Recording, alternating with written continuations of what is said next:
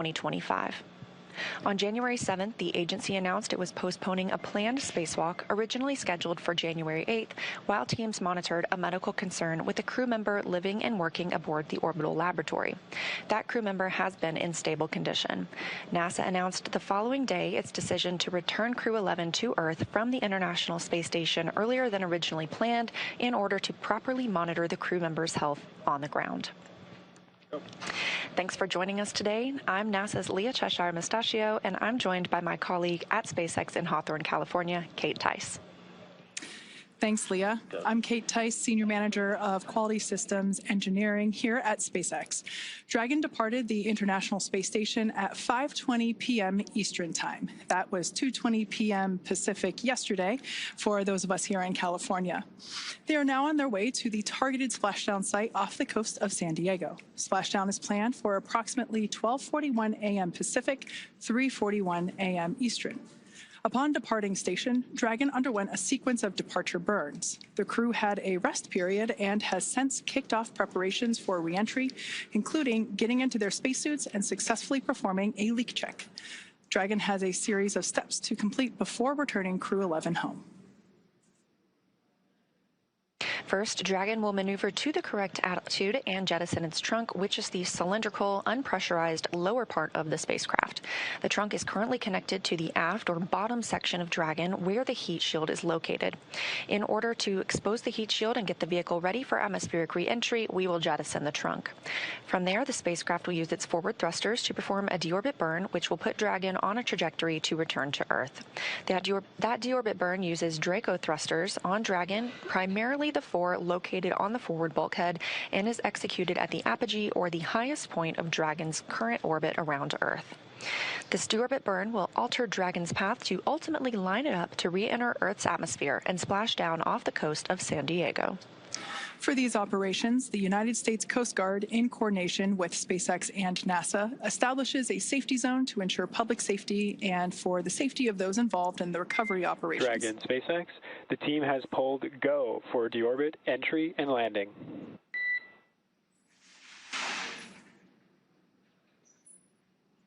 Dragon copies. Go for deorbit entry and landing. Great news there from SpaceX Core to our commander, Zena Cardman. Now, back to the recovery at hand, there are multiple notices that are issued to mariners in advance around the area and during recovery operations, and Coast Guard assets may be deployed to discourage boaters from entering the splashdown zone. Now, we want to stress to the public the need to respect this safety zone, as recovering a spacecraft from the water is a hazardous operation. Any other boats interfering increases risk to the astronauts and the spacecraft, the teams working to recover them from the water, and the safety of those that come too close. So for the safety of the crew and your own safety, we recommend that you sit back and watch on NASA TV and the SpaceX webcast, and we'll be bringing you the best possible views of our astronauts' homecoming. Now, once the crew returns to Earth, they will be flown to a local hospital for continued monitoring and checkouts using additional medical equipment not available aboard the space station. As NASA's Chief Health and Medical Officer J.D. Polk discussed last week, the crew member is stable and we were able to monitor their condition in orbit, but we want to take advantage of resources on Earth to provide the best care possible. NASA maintains relationships with local hospitals to ensure readiness for any post-landing needs, and for this return, we are utilizing that option as part of our normal preparedness process. Let's take a minute to meet our returning crew. NASA astronaut Zena Cardman is completing her first spaceflight. She holds a Master of Science in Marine Sciences from the University of North Carolina, Chapel Hill, and has experience with NASA research in the Canadian High Arctic. She has also supported real-time station operations and lunar surface exploration planning. Next up is NASA astronaut Mike Fink, who is now a veteran of 4 spaceflights. He has spent 549 days in space, and that includes 9 spacewalks that total 48 hours and 37 minutes spent outside the orbiting lab. Fink is a certified pilot for Boeing Starliner and SpaceX's Dragon, and a co-pilot and flight engineer on Soyuz, plus a mission specialist on the Space Shuttle. Exploration Agency, or JAXA astronaut Kimiya Yui is completing his second trip to the space station. He was selected as an astronaut by JAXA in 2009 and recently hit a milestone of 300 days in space. Rounding out the crew is Roscosmos cosmonaut Oleg Platonov, who was selected as a cosmonaut in 2018 and is completing his first spaceflight.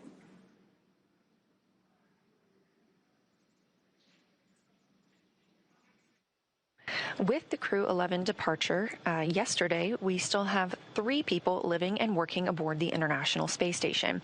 That's the crew that arrived on Soyuz MS-28 and consists of NASA's Chris Williams and Roscosmos cosmonauts Sergei Kudzverchkov and Sergei Mikheyev. This Soyuz crew is slated to remain on the station until returning to Earth this summer.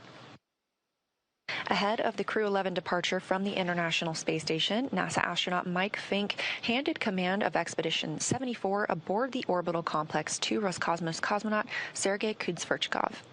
Crew 12 is currently scheduled to launch as soon as mid-February, and alongside our international and commercial partners, NASA is always evaluating the timeline to include other launch opportunities, and we'll provide more information when that's available. As we mentioned earlier, we have a few final steps that Dragon will perform prior to atmospheric reentry.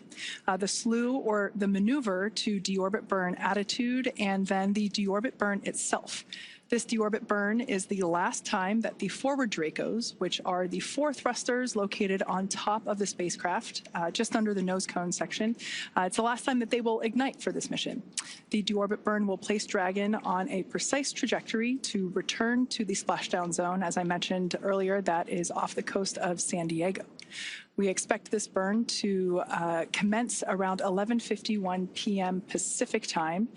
It will last about 13 and a half minutes or so.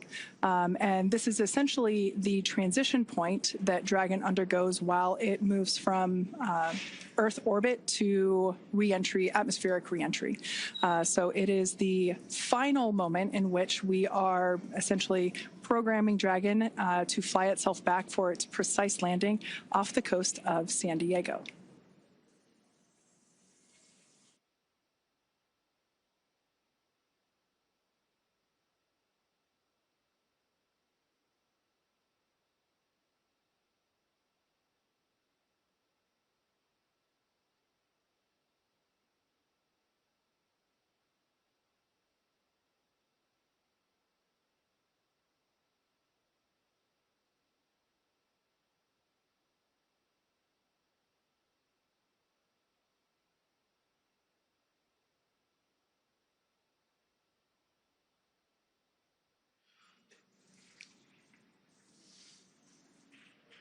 So the view that you saw there moments ago, that was SpaceX Mission Control that's located here in Hawthorne, California, just off to my side.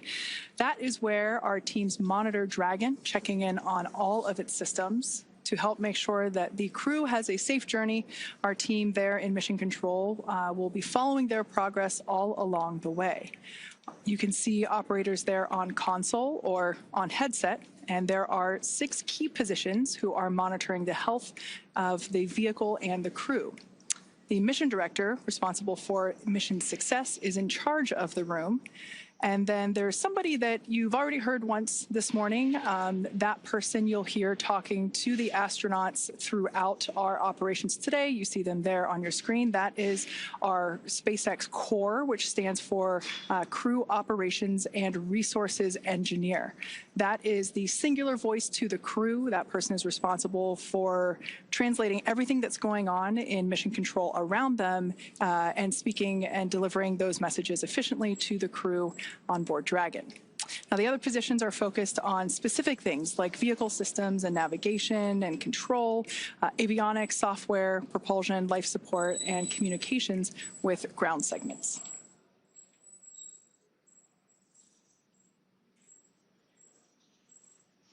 And as I mentioned earlier, there will be a number of opportunities for us to hear from the SpaceX Core. That is the person primarily responsible for communicating to our commander, Xena, and so she will be the person communicating back and forth with our crew here on the ground.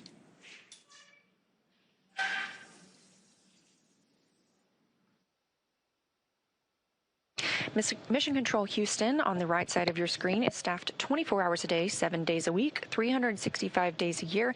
Currently in the center of your screen, you see Michael Ellsworth. He is serving as the Capcom.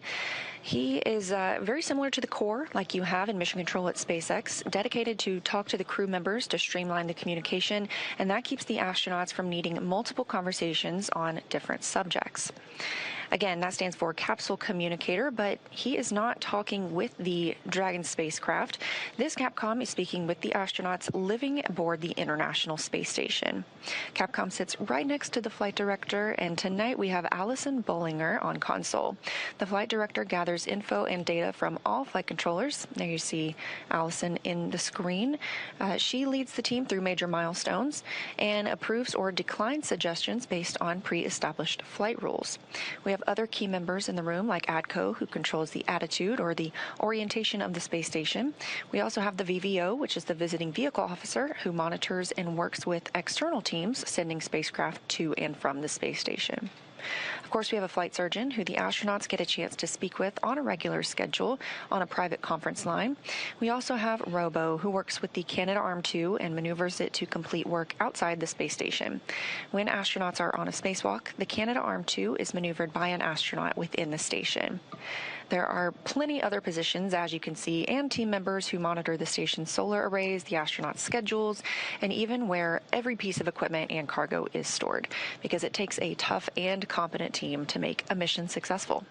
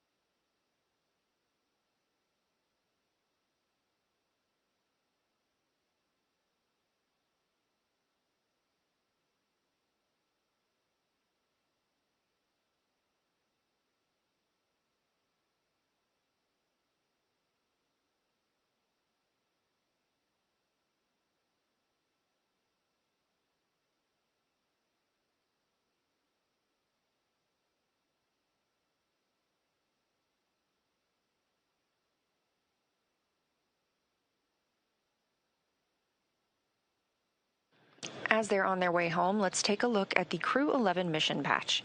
This patch was designed by the crew, and its colors celebrate the 3 nations they represent. And the 3 stars honor their space agencies working together. 2 sunbeams form the number 11, shining on a tiny blue dot, which is our home on Earth. A dragon looks on, which is a nod to both the spacecraft and the spirit of exploration, while a red flame wraps around it all, symbolizing the full journey: launch, life in space, and today, a safe return home. And if you look closely, you'll see a tribute to their children in the stars, which is a reminder that missions like this inspire the next generation.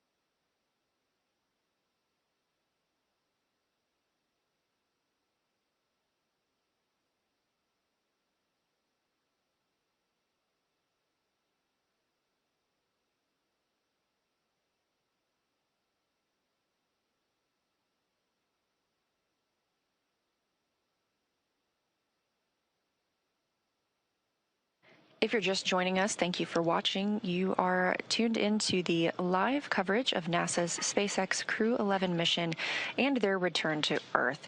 Again, we are expecting their splashdown at approximately 3:41 a.m. Eastern Time, but the next major milestone we're standing by for is the deorbit burn. That's at 2:51 a.m. Eastern Time.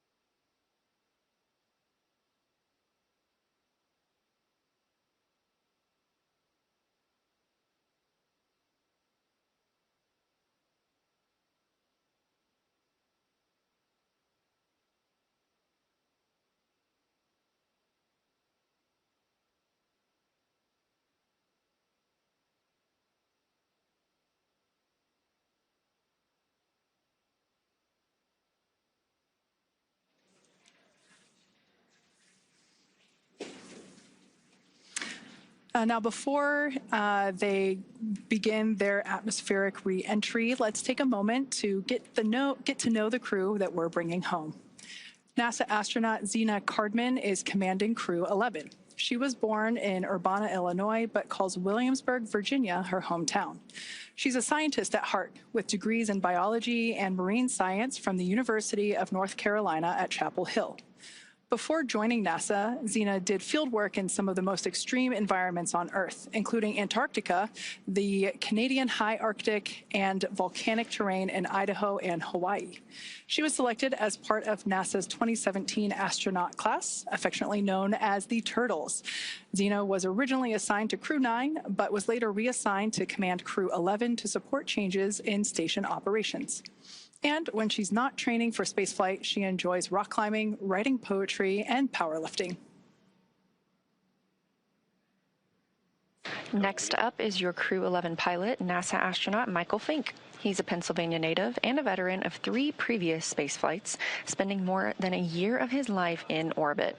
He first flew to space in 2004 as a flight engineer on Expedition 9, then returned in 2009 to command Expedition 18, where he helped prepare the station for future 6-person crews. In 2011, he took part in the final flight of Space Shuttle Endeavour, STS-134, logging 3 more spacewalks along the way. Fink has also been a key player in NASA's commercial crew efforts, supporting development of the Boeing Starliner. He served as a backup pilot for the crew flight test, helping shape Starliner's avionics and software from the ground up, and he co-hosted a launch broadcast. Outside of spaceflight, he's a passionate learner into geology, astronomy, reading, and languages. He's conversational in both Japanese and Russian, which is a skill that comes in handy on the International Space Station.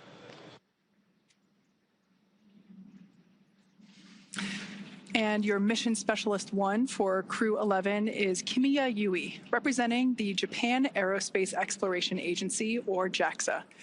A former test pilot and Air Force officer, Yui graduated from Japan's National Defense Academy in 1992 and rose to the rank of lieutenant colonel in the Japanese Air Self-Defense Force.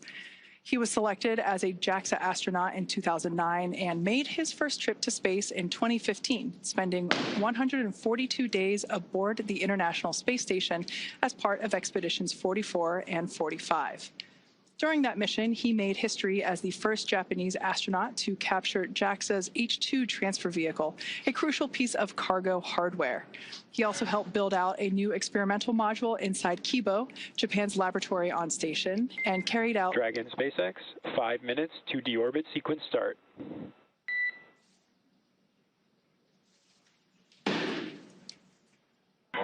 Dragon copies. All right, that was SpaceX Core, just letting the crew know that we're about 5 minutes away from the initiation of that 13-minute deorbit burn. Now, back to Kimiya Yui.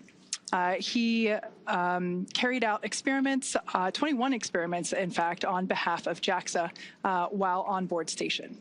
In 2016, Yui was named chief of JAXA's astronaut group, and today he's on his way back to space, or excuse me, is on his way back from space. And rounding out the crew, we have mission specialist Oleg Platonov, a cosmonaut for Roscosmos, Russia's space agency, and a graduate of the Krasnodar Higher Military Aviation School of Pilots, where he earned a degree in engineering and the rank of lieutenant. Platonov completed his cosmonaut training in 2018 and was certified as a test cosmonaut that same year. His flight to the International Space Station was launched last year, continuing our chapter in international collaboration.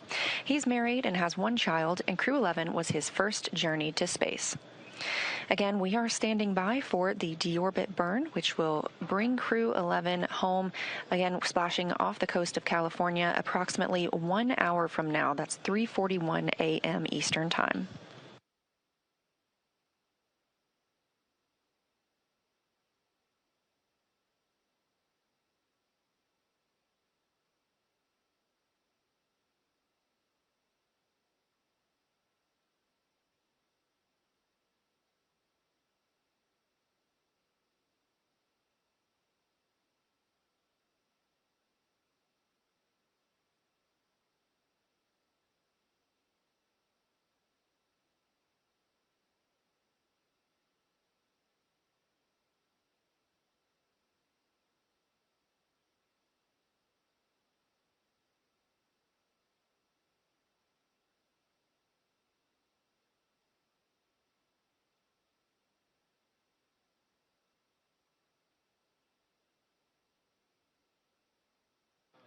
During their time in orbit, Crew 11 celebrated 25 years of continuous human presence aboard the International Space Station.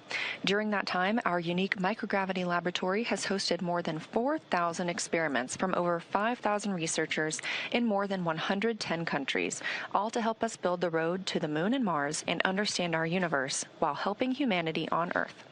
Crew 11 conducted more than 140 unique scientific experiments and technology demonstrations during their stay aboard the orbiting laboratory.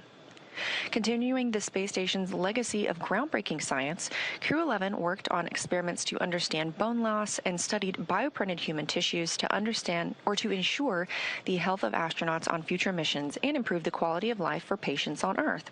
They worked on the development of long-term storage of cryogenic fluids in space with Earth-bound medical and industrial applications. The team also tested an inflatable capture bag that aims to remove space debris from orbit, protecting future spacecraft and crews, and could also be used to capture samples during exploration missions and enable mining of small asteroids. Let's dive into some of these experiments and investigations. The MABEL-B study investigates how microgravity affects bone marrow stem cells and their secretion of proteins involved in bone formation and loss. Researchers aim to determine whether blocking a bone loss pathway could help prevent that bone loss. Findings may lead to new strategies for combating bone loss both in space and on Earth. MVP Cell 07 studies how bioprinted liver tissue with blood vessels matures in microgravity, focusing on cell behavior and tissue development. Researchers are examining how space may affect the structure and function of these engineered tissues. Results could help advance space-based production of high-quality tissues and organs for medical use on Earth and support astronaut health on future missions. Capture Bag Demo tests an inflatable debris capture bag on the space station, assessing its opening, closing, and ability to stay airtight in microgravity. This technology could be used to remove space debris from orbit, protecting future spacecraft and crew members, and could also be used to capture samples during exploration missions to the Moon and Mars and enable mining of small asteroids. Next up is ZBOT-NC. Many spacecraft use cryogenic fuels, which are extremely cold, for propulsion. These fuels must be kept extremely cold to stay liquid, but space's temperature fluctuations can cause them to slowly evaporate and escape the tank. This creates fuel efficiency and mission planning. So ZBOT-NC investigates how specific types of gases affect pressure control in propellant tanks in space. The data collected will help validate models and contribute to the design of more efficient cryogenic fuel storage systems for long-duration missions. Rounding out this list, Bionutrients 3 aims to develop an on-demand method for producing essential nutrients in space using bioengineered yeast, helping maintain crew health on long-duration missions while reducing launch mass. Building on previous studies, it introduces advanced food safety features and tests 3 sample types: yogurt, kefir, and a yeast-based beverage. The project aims to identify a food-safe, genetically engineered organism that remains viable over multiple years to produce a mission-relevant nutrient or biomolecule of interest.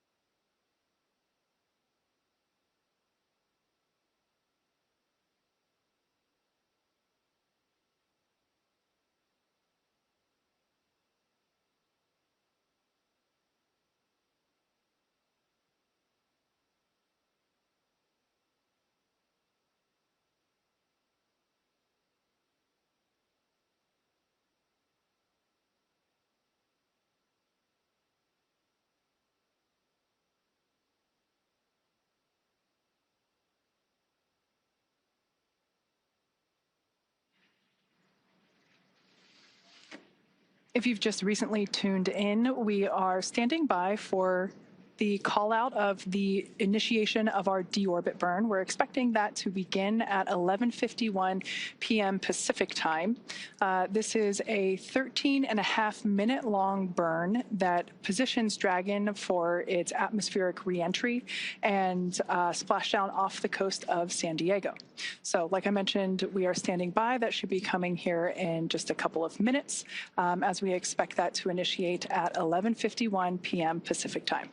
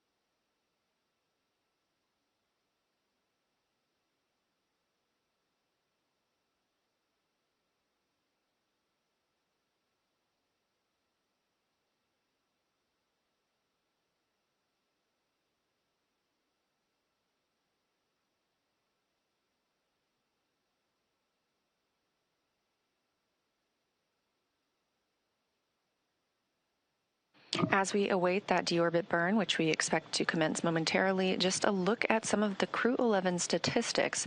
Their mission will last 167 days by the time they splash down, with 165 days spent on the space station. That means they traveled 2,672 orbits of Earth, which is over 70,856,752 statute miles. We're hearing about 30 seconds until that deorbit burn start. During their time in space, this crew saw a total of 5 arriving vehicles and the departure of 3 vehicles.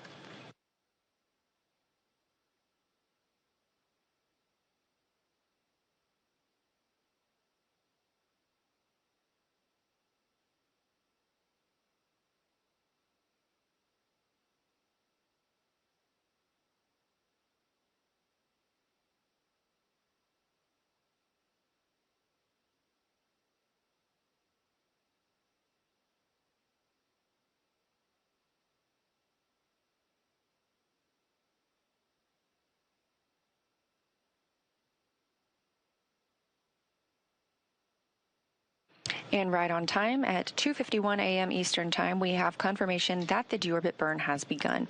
This burn is expected to last over 13 minutes. For these return and splashdown operations, the United States Coast Guard, in coordination with SpaceX and NASA, establishes a safety zone to ensure public safety and for the safety of those involved in the recovery operations, as well as the crew aboard the returning spacecraft. Multiple notices are issued to mariners in advance and during recovery operations, and Coast Guard assets may be deployed to discourage boaters from entering the splashdown zones. We want to again stress to all of the public the need to respect this safety zone. Recovering a spacecraft from the water is a hazardous operation, and any other boats interfering increases risk to the astronauts in the capsule, the teams working to recover them from the water, and the safety of those that come too close. Now, for the safety of the crew and your own safety, we would love for you to continue joining us on NASA Plus and the SpaceX webcast, because you're going to get the best views of our astronauts on their journey home.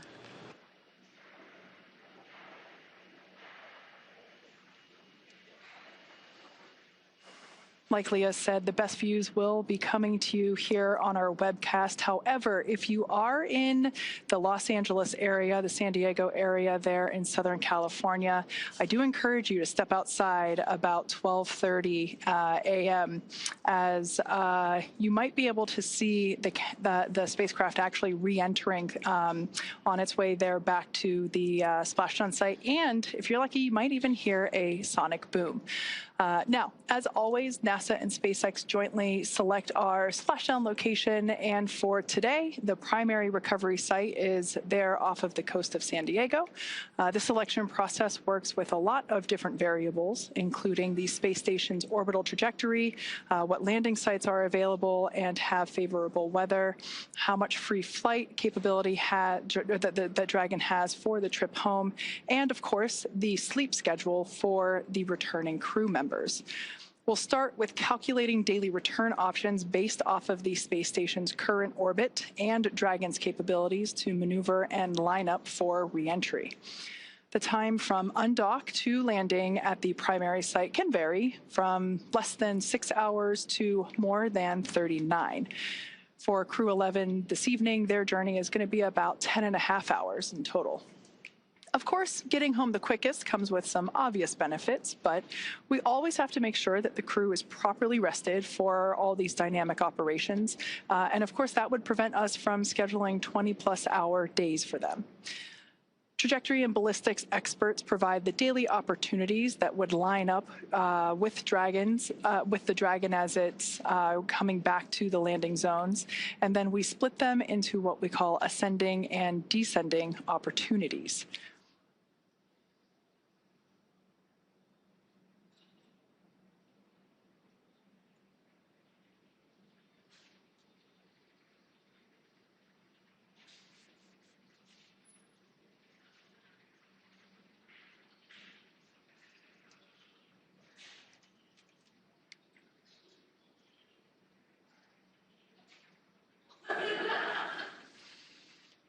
Okay, so we still have a few minutes left to go here in this deorbit burn. As I mentioned before, this is the transition of the Dragon spacecraft from Earth orbit to atmospheric reentry. This is lining the spacecraft up for its precise splashdown location there off the coast of San Diego.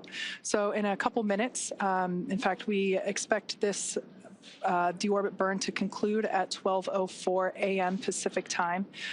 So we will stand by and await to hear the call for nominal burn. When we hear that, that will confirm completion of this deorbit burn for Dragon Endeavour.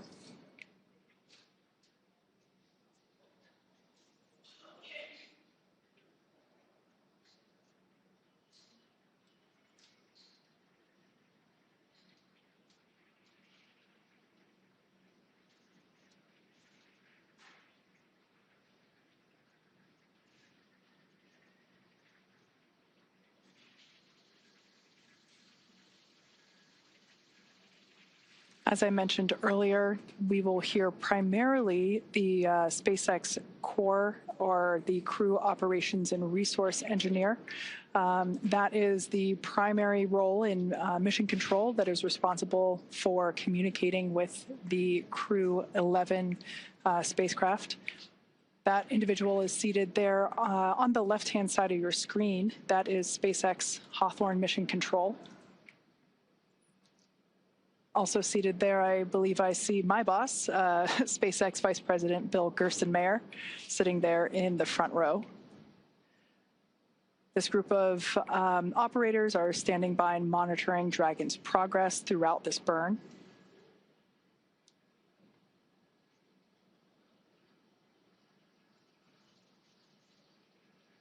Now, this particular maneuver that Dragon Endeavour is performing, this deorbit burn, is utilizing the 4 forward Draco thrusters.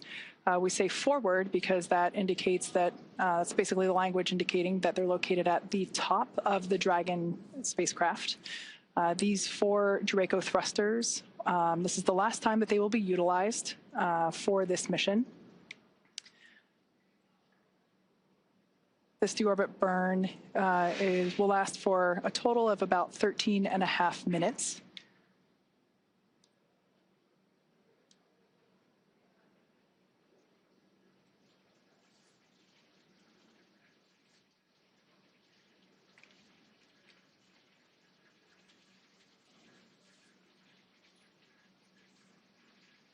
Okay, we still got about 6 minutes left in this deorbit burn.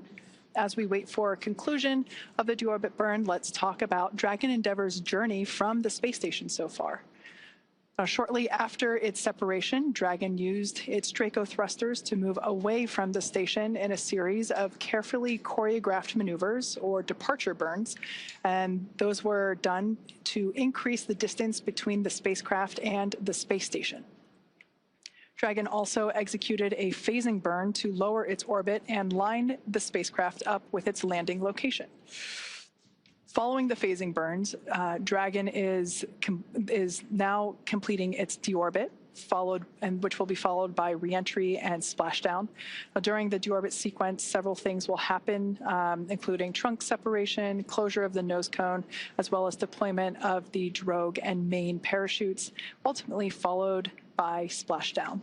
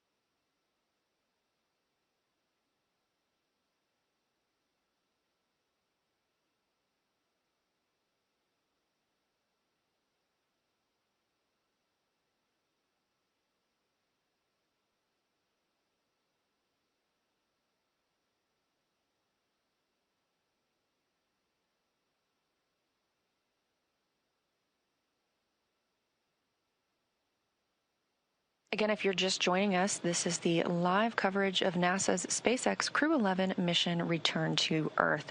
We are currently in the deorbit burn, which started at 1:51 a.m. Central Time, 2:51 a.m. Eastern Time. It's expected to last approximately 13 minutes, so we still have about 4 more minutes left of this burn. Once it's complete, Dragon will then proceed to jettison the trunk before it re-enters the Earth's atmosphere, exposing the heat shield on the base of the spacecraft and protecting the crew as they make their way toward the splashdown location.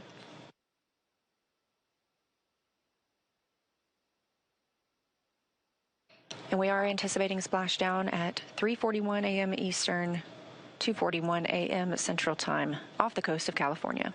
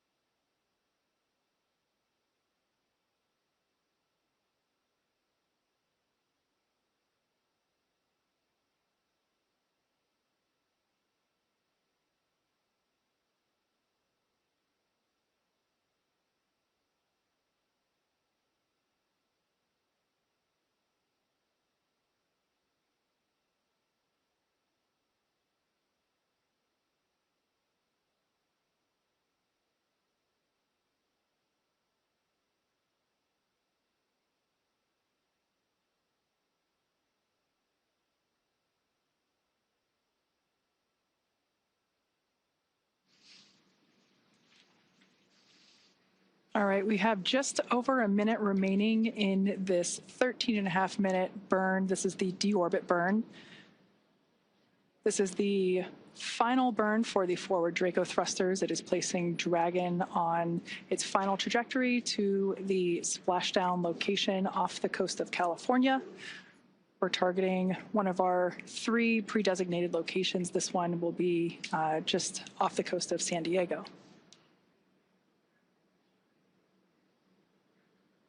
Shortly after the burn concludes, we should hear a call out indicating that the burn was nominal. This would be good news and letting us know that we are continuing with progression of our milestones. After deorbit burn, we will jettison the trunk and have atmospheric reentry.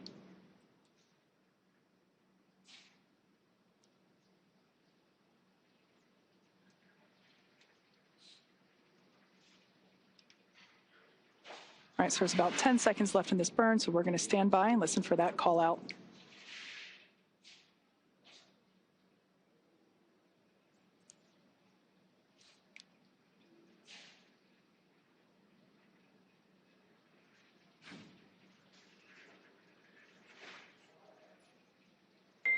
Dragon SpaceX, deorbit burn complete. Performance nominal. Trunk separation initiated. Dragon copies. Nominal deorbit burn.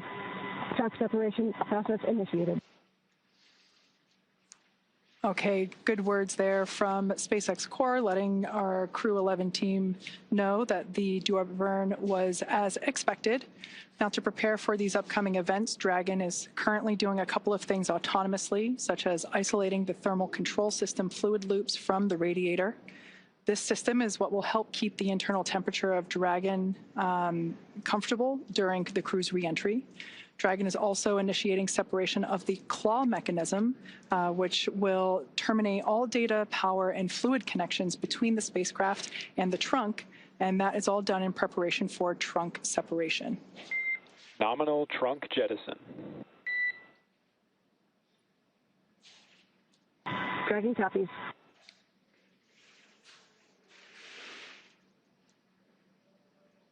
All right, great news there. We heard the call out for successful trunk separation. So that means that telemetry is looking good. The nitrox system is primed for cabin and suit cooling, and the heat shield is exposed and ready for atmospheric entry. Now, since we separated the trunk, we are no longer able to generate any new power, but we don't need to since we're coming on home and Dragon has more than enough battery power already stored. So the next milestone that we have coming up is nose cone closure. We expect that at approximately 12:09 a.m., so here in about 3 minutes. The nose cone is at the top of the spacecraft, and it is the structure that protects the docking system as well as the guidance, navigation, and control system. We'll be using 12 hooks to lock and secure the nose cone prior to its atmospheric entry.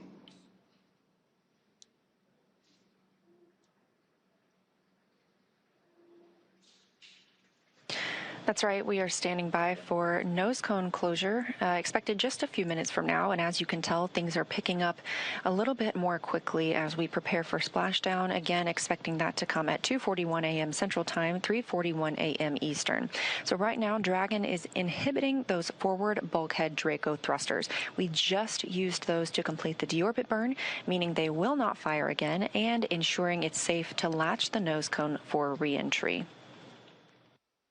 The vehicle has, we are also anticipating it to initiate the nitrox suit purge. This helps keep our crew members, Zena Cardman, Mike Fink, Kim Yayui, and Oleg Platonov, cool and comfortable during re-entry, which we're expecting in about 20 minutes. At this point, the nose cone, we are standing by for that closure to begin, protecting that forward hatch for re-entry. And the crew will be able to use their screens to monitor the locking of the nose cone, which is done by that set of hooks. Underneath the nose cone is also the hatch that the crew members use to ingress and egress, also known as enter and exit, the International Space Station while the spacecraft was docked. Now, once they splash down, they'll be using the side hatch to exit the spacecraft and onto the recovery ship. That side hatch is what they used to enter Dragon back in August when they launched to the space station.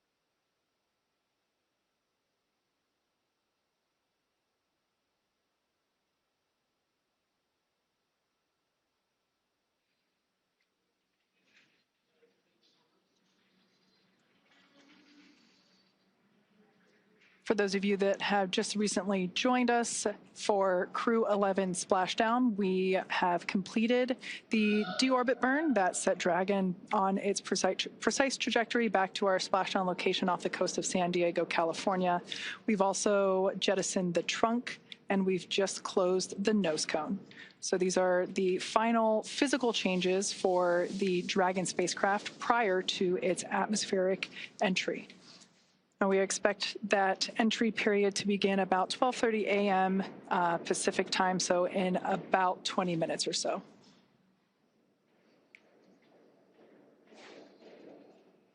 We also expect the crew to receive their final entry briefing.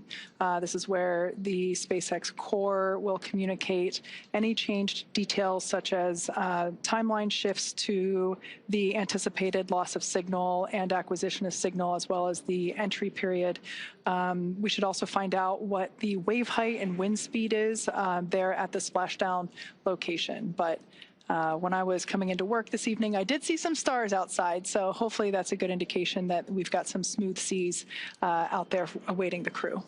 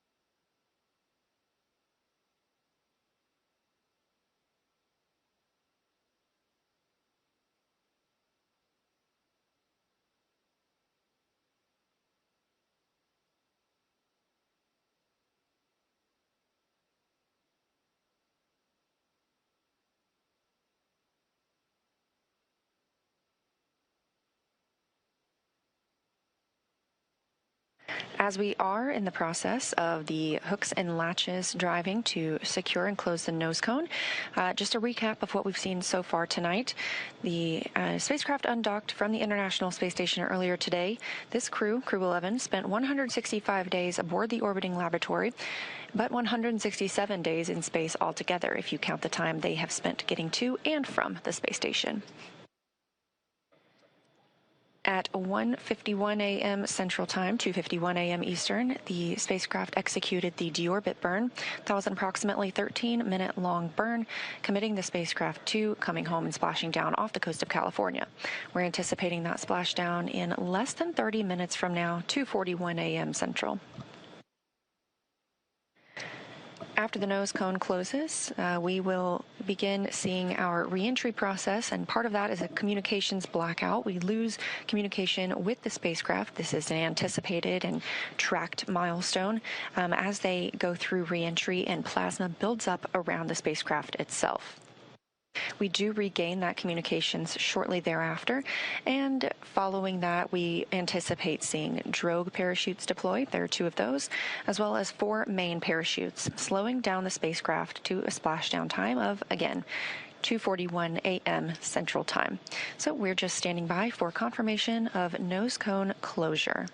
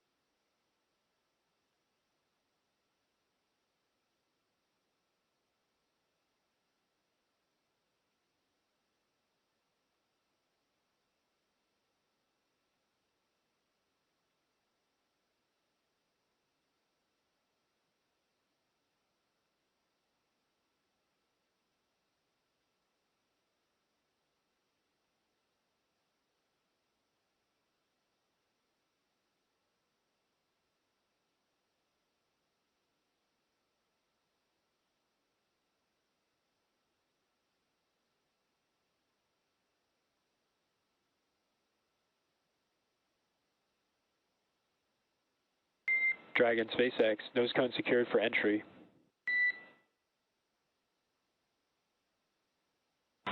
Dragon.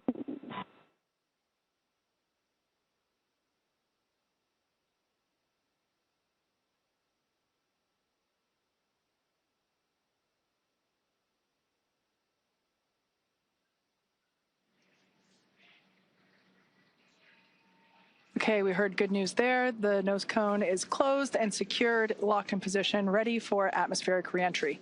Now, as we begin the second half of entry, Dragon has begun to inject cooled nitrox or nitrogen-oxygen mixture into the air, being delivered directly into the suits worn by the crew.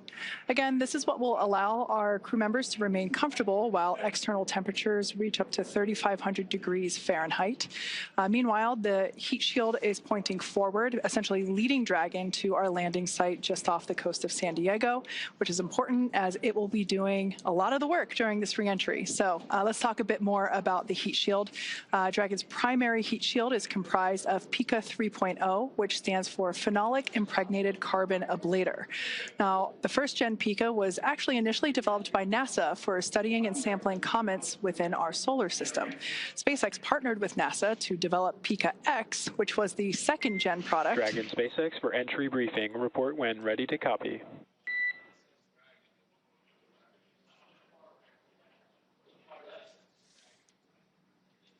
Ready to copy. Okay, starting with timeline. We're completely on time for the previously briefed timeline. Splashdown per your displays at 0841 Zulu. COM blackout start 0828. Blackout end 0835. How copy?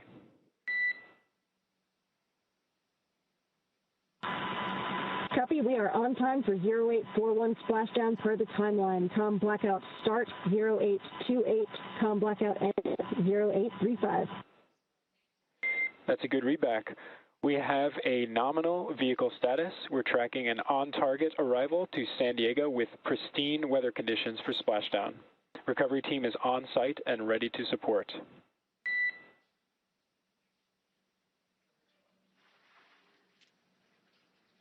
Dragon copies, nominal vehicle, excellent weather, and teams are ready to support.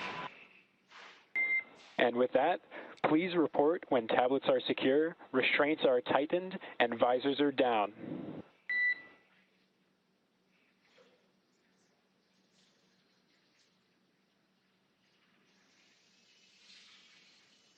SpaceX Dragon, tablets secure, restraints tightened, and visors down. SpaceX copies all.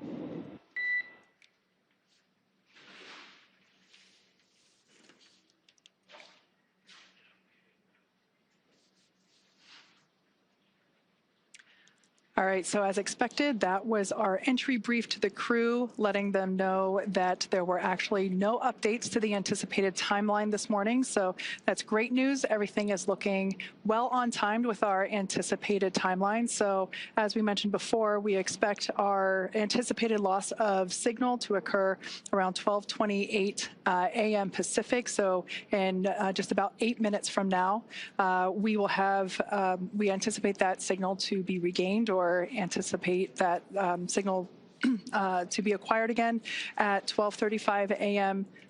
Pacific time. Now, sometimes we are able to hail the crew a little bit earlier than that. Sometimes we get those communications back. And then once again, splashdown at 12:41 a.m. Pacific. So again, if you're in Southern California, head outside and look up. Now, let's get back to talking a little bit about the heat shield. As you know, we're talking about this signal loss, and that's due to part of what's going on with that heat shield. So SpaceX partnered with NASA to develop the second generation heat shield product, and that was actually used on all of the Dragon 1 CRS missions that resupplied the space station on 20 missions. Then fast forwarding to PICA 3.0, that was developed specifically for use on Dragon 2 crew and cargo with enhanced structural and thermal thermal properties that optimized the heat shield and drove down cost and mass.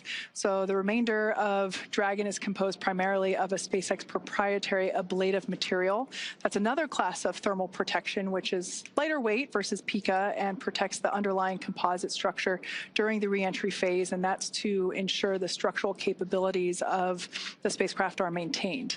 Now, while Dragon will experience temperatures over 3,500 degrees Fahrenheit peak during those peak reentry conditions, the characteristics of the thermal protection systems, or TPS as you hear it called, coupled with the environmental control and life support, or ECLS, that system pressurized will be pressurizing the interior, and all of those combined will ensure that the crew will stay cool and comfortable during all phases of reentry through splashdown. SpaceX Dragon, okay, so opening seat previsor just to adjust glasses. Dragon, SpaceX, can you repeat? Temporarily opening seat 3 visor to adjust glasses. Copy, adjusting glasses. Your go for that. Okay, so that was important to note there because our commander, Zena Cardman, had already reported back that all visors were down and in the locked position ready for atmospheric reentry, but one of our crew members had to adjust their glasses. So she did a good job there in reporting back to SpaceX crew to let them know that one of the crew members had to reopen momentarily. Visors are down.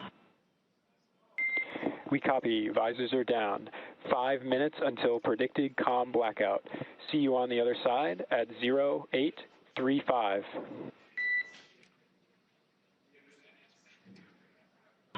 Copy 0835. Talk to you soon.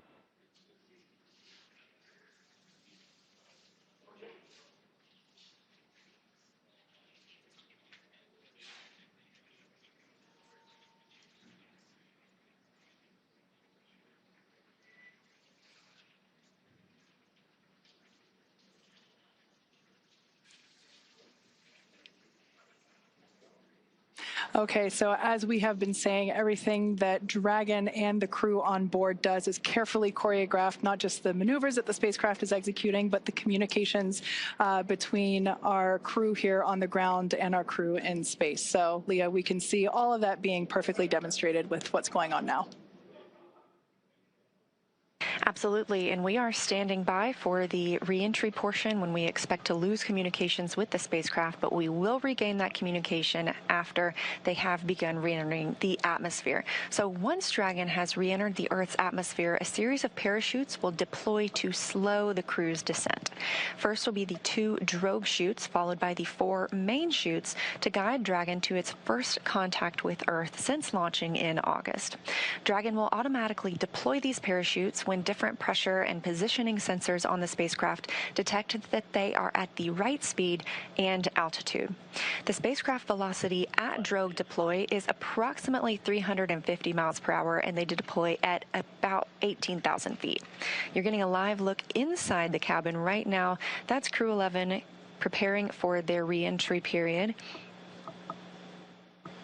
Again, having spent 165 days aboard the space station, and when they splash down, capping a 167-day mission. Before they can splash down, though, a little bit more about those parachutes.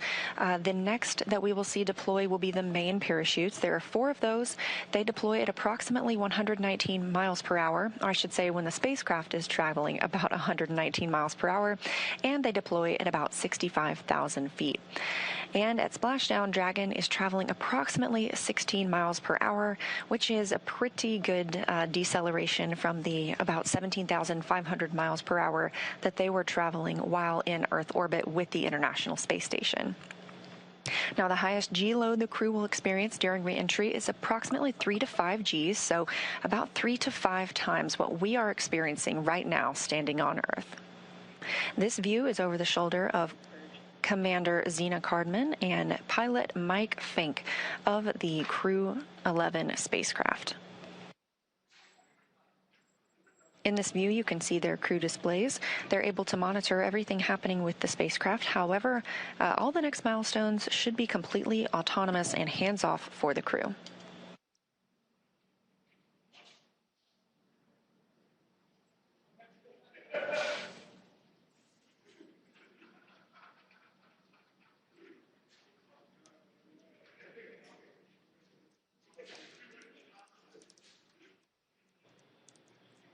preview this.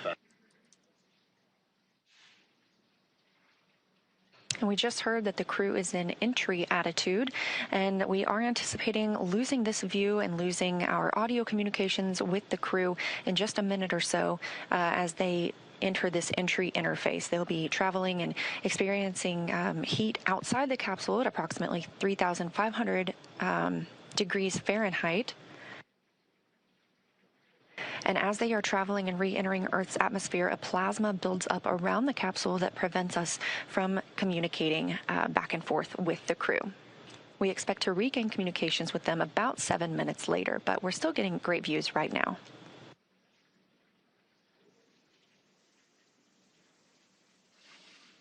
I love this view over their shoulders because you can see what our pilot and commander can see. They're continuing to follow along with Dragon's progress. As Leah mentioned, we have designed the spacecraft to be completely autonomous. Dragon is flying itself, so they are able to monitor along with everything that's going on. I also want to momentarily point out on the bottom of your screen there, you have some graphical interfaces there that represent the speed and the altitude. And it looks like we've lost our views there as that, we are now entering the period of anticipated loss of signal. This is where, as Leah mentioned, the plasma is beginning to build up on the exterior of the capsule as we expect. This happens with every spacecraft reentry for Dragon, and so this lasts just a few minutes. But I want to momentarily note that there on the bottom right-hand corner of your screen, you can actually see something pretty cool where when one of the Draco thrusters ignite to fire and help steer the spacecraft, you will actually see that they're represented on the interface there. Now, the four in the middle, those are representing the four forward Draco thrusters. We won't see those ignite at all because those were last utilized in the 13-minute deorbit burn that we completed earlier. Those are located under the nose cone, which has been closed, locked, and secured. So everything that you'll be seeing are the thrusters that are located on the side of our spacecraft, and that is enabling Dragon to fly itself home to its predetermined splashdown site off the coast of San Diego, California. For about a minute and a half until we have that atmospheric reentry. Once again, if you're in Southern California, head on outside and look up. There's a good chance that you might be able to actually see Dragon streak across the sky, look toward about the north and the west. As we mentioned before, we have entered a communications blackout period, which lasts about 7 minutes due to the plasma formation on the exterior of the capsule. We've got about 5 minutes remaining until we believe we can acquire that signal again. Now, during this time, no vehicle telemetry is received by Mission Control or the recovery team, and no external commanding of the vehicle or voice communication is possible. But like I was saying, Dragon is designed to fly itself. During this reentry, the vehicle will be slowing down from its orbital velocity of about 17,500 miles per hour, and it's slowing down. The atmosphere is really doing a lot of the work in conjunction with that heat shield to dispel that velocity. That results in heat, and that is why we have this plasma building up on the exterior of the spacecraft. It'll slow down to about 350 miles per hour, thanks to the heat shield and the atmosphere. And so at that point, we'll deploy the drogue parachutes. But during reentry, the top temperature that Dragon experiences will be about 3,500 degrees Fahrenheit. So pretty warm on the outside, but there is cool nitrox air being flowed through the suits that each crew member is wearing. So we ensure that they remain comfortable during this brief journey through the atmosphere.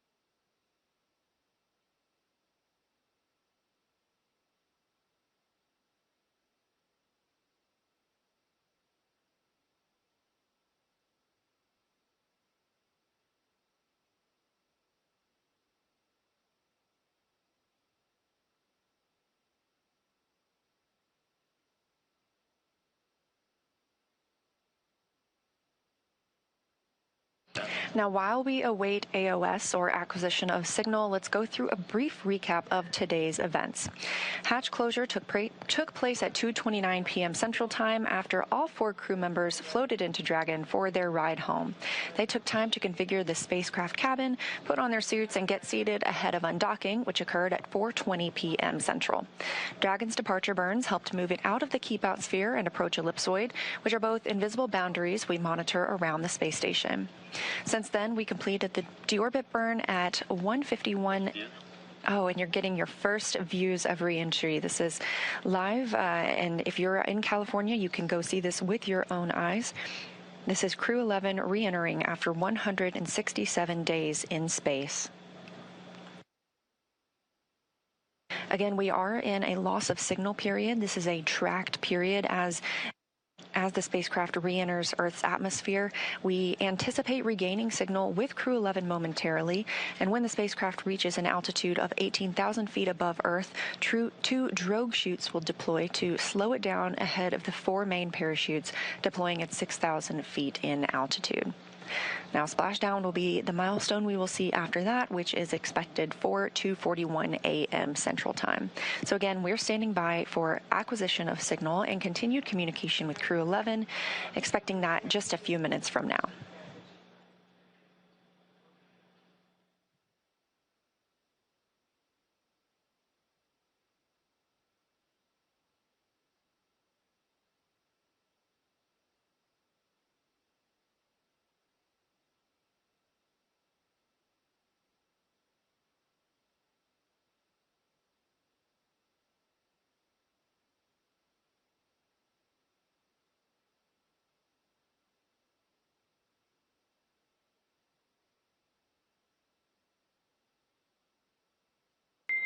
Dragon SpaceX, comm check. SpaceX Dragon, loud and clear. We have you the same, loud and clear. Expect automated chute deployment. Copy, automated chute deploy expected.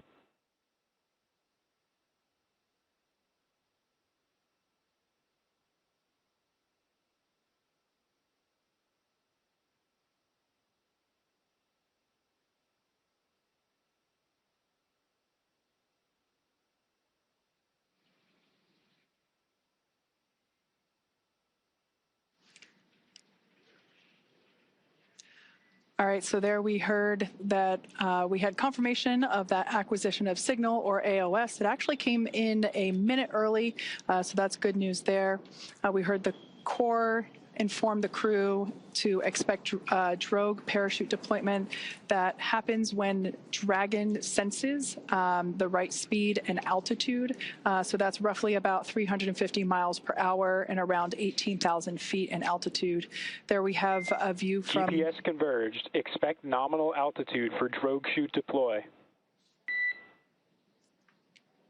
Dragon copies, expecting nominal altitude.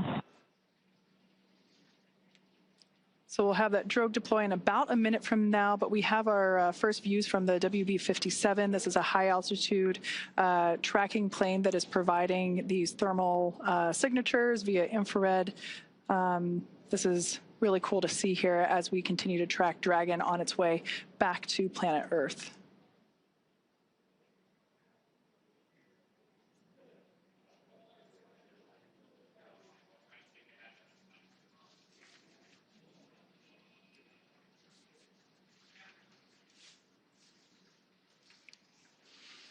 So momentarily, we expect for visual and...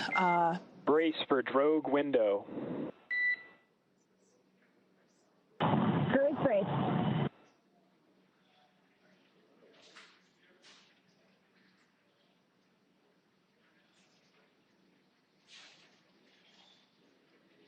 Dragon has safed the propulsion system as we anticipate drogue deployment any moment now.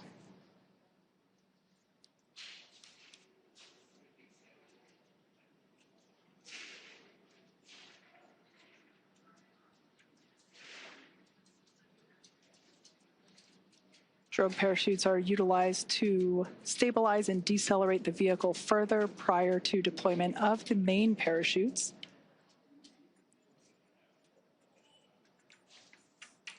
Drogue should be deploying here in a couple seconds, and mains will follow in about 1 minute.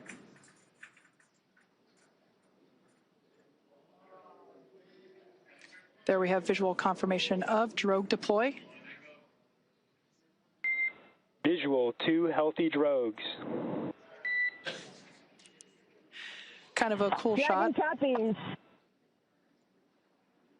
I think we had the recovery vessel in the background there just momentarily. Main parachutes deploying in about 20 seconds.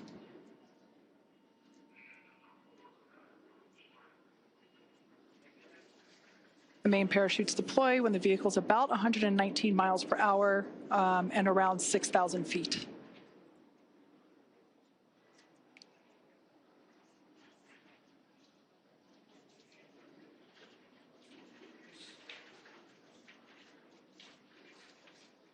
There we can see visual confirmation of deployment of the 4 mains. Visual, 4 healthy mains.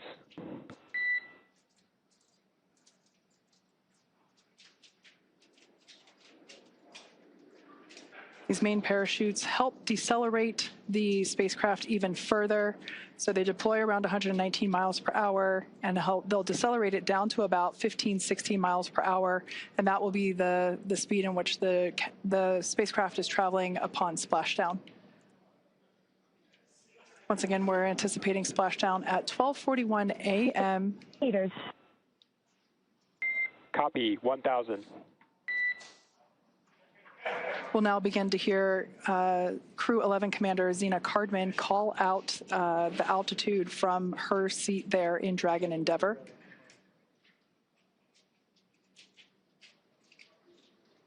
SpaceX's mission control team in Hawthorne continues to report the precise landing coordinates to the recovery team. Copy, 800.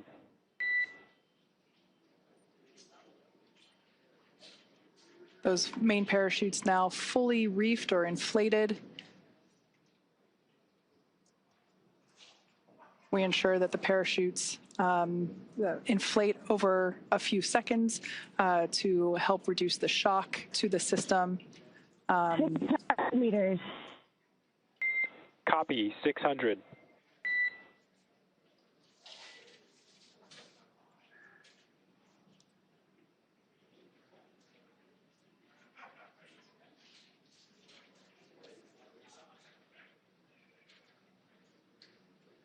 All around great views of Dragon Endeavour as it continues its way back to Earth.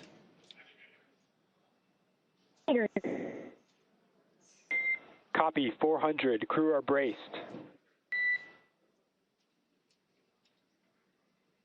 Standing by for splashdown.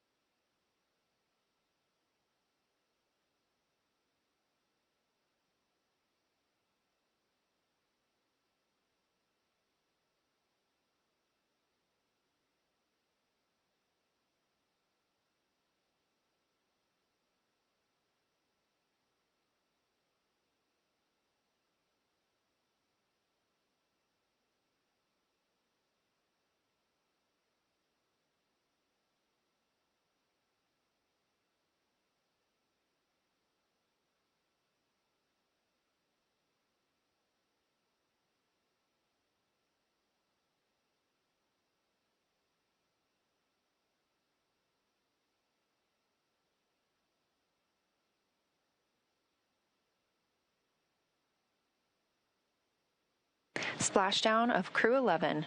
After 167 days in space, Dragon and NASA astronauts Zena Cardman and Mike Fink, Kimya Yui of JAXA, and Roscosmos cosmonaut Oleg Platonov are back on Earth.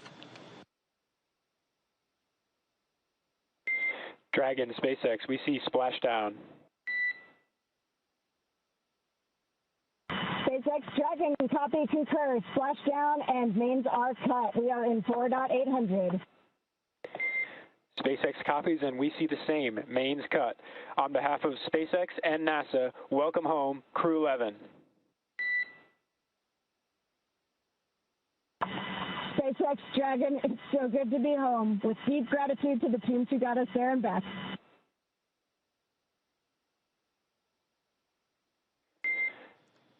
Vehicle safety verifications in progress. We'll report back when recovery personnel are en route. Dragon copies.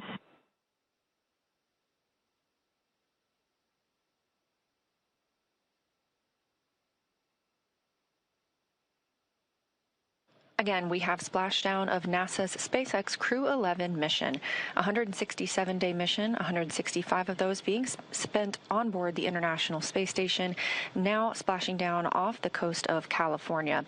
That splashdown coming right on time at 2:41 a.m. Central Time. The SpaceX recovery ship and team has been waiting for Dragon splashdown, and they will now begin making their way to the splashdown location.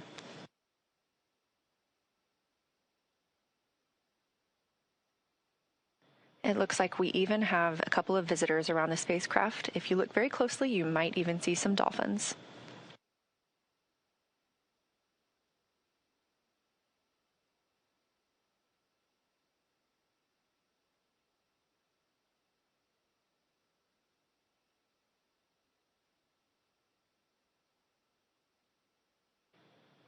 Again, a return by the books for Crew 11, having splashed down at 2:41 a.m. Central Time off the coast of California. We will now begin moving into the recovery process. We'll see the boats begin to approach and inspect the spacecraft by checking for hypergol and other ordnance checks. They will begin to rig the spacecraft and prepare it to be lifted on that recovery ship. And this is a great view of some of those boats that go out and check the spacecraft. They are going to be sniffing it, essentially, for these hazardous fuels that can linger once the spacecraft has re-entered Earth's atmosphere.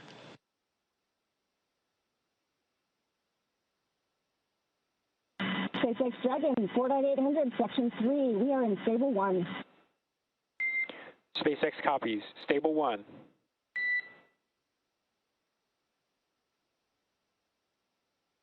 That's the voice of NASA astronaut and commander of Crew 11, Zena Cardman, reporting back that they are working through their procedures and that the capsule is in Stable 1, which is the position that you see on your screen here, where it is upright in the water. This is just what we were hoping for, and again, it's been a completely nominal and by-the-books return for the crew today.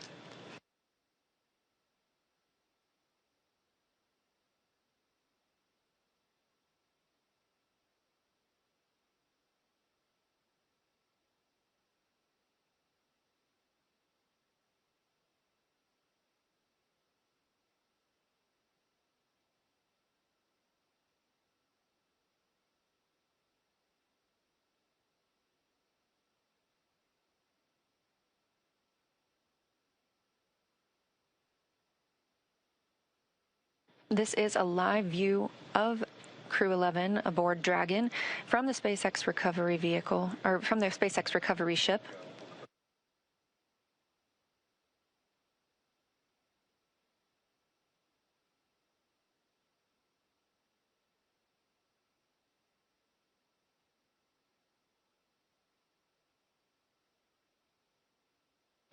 And this day for the crew started about 10.5 hours ago when they undocked from the International Space Station.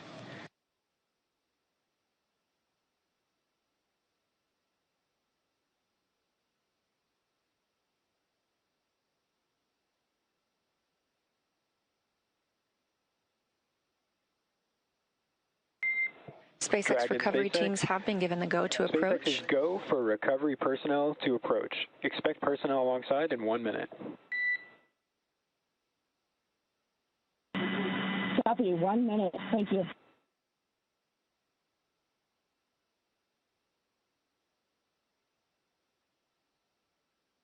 And you just heard that call out from the Corps in Hawthorne, California, to the crew aboard Dragon, that the SpaceX personnel who have been in the general vicinity of Dragon's anticipated splashdown location now have the go to approach the spacecraft and begin that recovery process.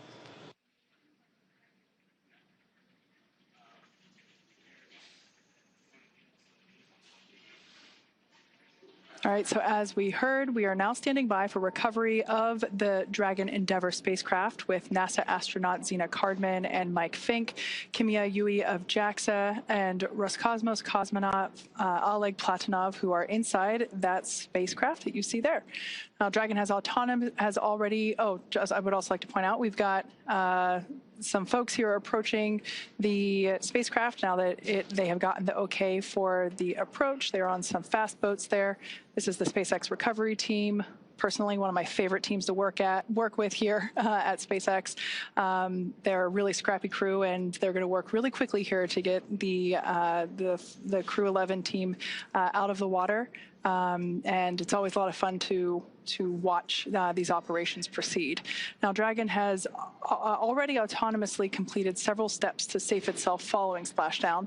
For those of you that perhaps just joined us, the return has gone very smoothly so far, as Leah had mentioned. The Dragon successfully splashed down off the coast of San Diego, California at 12:41 a.m. Pacific time, 3:41 a.m. Eastern time. Approximately 10.5 hours prior to splashdown, Dragon autonomously undocked from the International Space Station, completed a series of departure burns, jettisoned its trunk section, and performed its final burn, which was the deorbit burn, and that placed itself on a trajectory toward Southern California, specifically off the coast of San Diego. So Dragon successfully re-entered the Earth's atmosphere, followed by deployment of its parachutes to slow the spacecraft down to a gentle splashdown. So we're now going to follow the final part of the crew's journey as the Dragon spacecraft is lifted out of the water and placed on the recovery boat. So we see here the recovery team beginning to prepare. One of the most important steps will be to Dragon SpaceX, hypergol sweeps and unfired ordnance checks, nominal. Rigging in progress, approximately 25 minutes until capsule lift. Stand by for PMC. The next call you hear will be from SpaceX flight surgeon on Dragon to Ground Private. Dragon copies. 25 minutes until lift. Standing by for PMC. All right, we heard there that the crew will have an opportunity for a private medical conference with the flight surgeon. That is standard for all of our crew returns. That will be done on a private channel. Great view here from the drone. This is our first look at the front side of Dragon Endeavour. I love this view because you can see the lights on the inside. This crew member here is actually on the capsule, beginning to place the rigging required for the lift onto the large recovery vessel. This takes a few minutes to essentially lasso and wrangle the Dragon capsule as it gently bobs there in the water.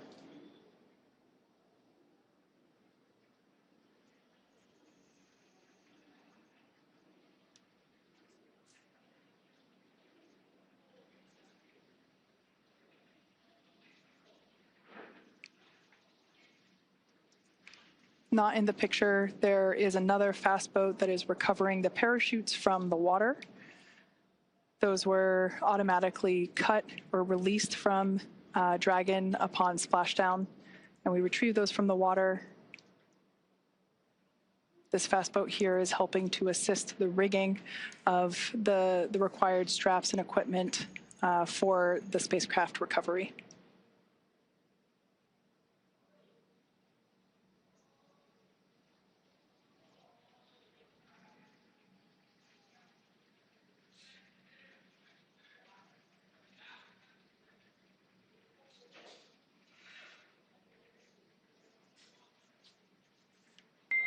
Dragon SpaceX, Dragon to Ground is no longer privatized.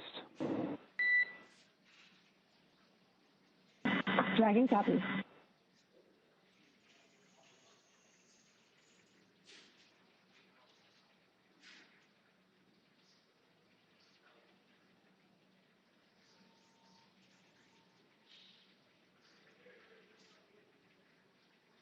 SpaceX recovery team continues to maneuver around Dragon Endeavour as we continue progress of placing the recovery straps required in order to safely lift the spacecraft out of the water.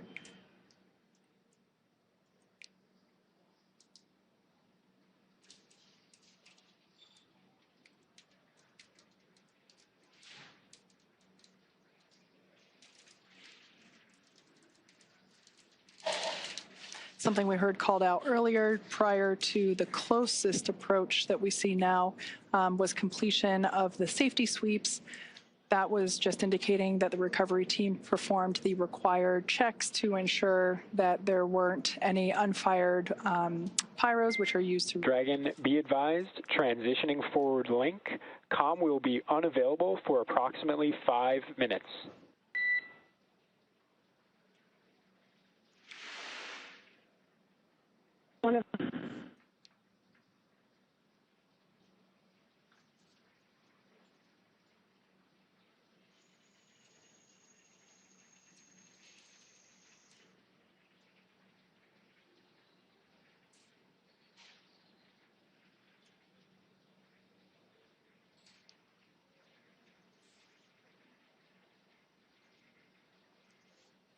Earlier, prior to atmospheric reentry, we heard SpaceX core report to the crew during the, during the entry brief that recovery conditions were almost pristine, and he was not joking.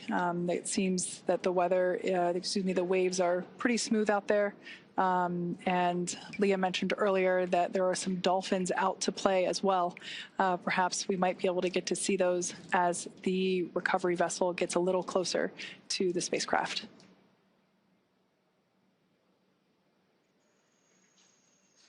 On your screen now are our operators at SpaceX Mission Control. They continue to monitor Dragon Endeavour during these recovery operations, as well as communicate directly to the recovery team. Everything is carefully coordinated within our procedures, and here you see folks that are responsible for individual portions to ensure that everything is executed as planned.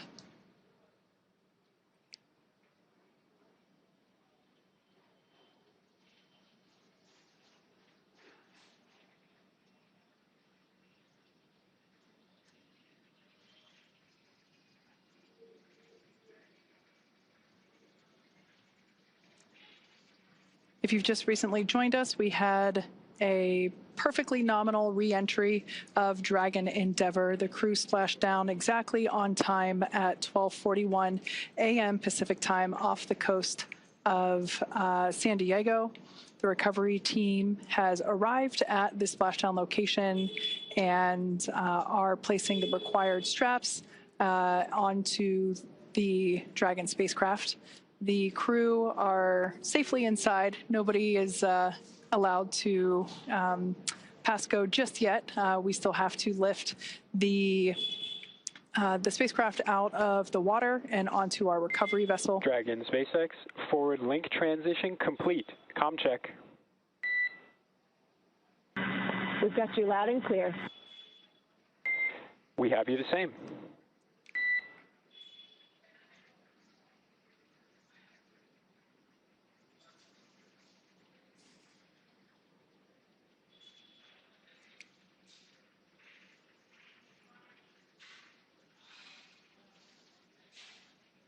Hopefully we'll be able to bring those views of the recovery team back. But at this point, I can share that one member of the recovery team is still, oh, there we can see our recovery vessel continuing to approach Dragon Endeavour there in its splashdown location. We still have one recovery team member working to apply the rigging to the capsule. You can see that work ongoing there. As we've seen, this involves climbing on top of the spacecraft itself to attach these hoist rings and connect the lifting lines. Overall, the progress tonight has been very smooth and very rapid. Depending on the sea state, it can take us a little bit longer, but things are really smooth this evening, and the recovery team is very efficient. It takes us less than an hour to raise Dragon onto the recovery vessel and remove the crew from the spacecraft. After initial medical checkouts, the crew will return to land within 4 hours by helicopter. So everything continuing to proceed as scheduled and as anticipated.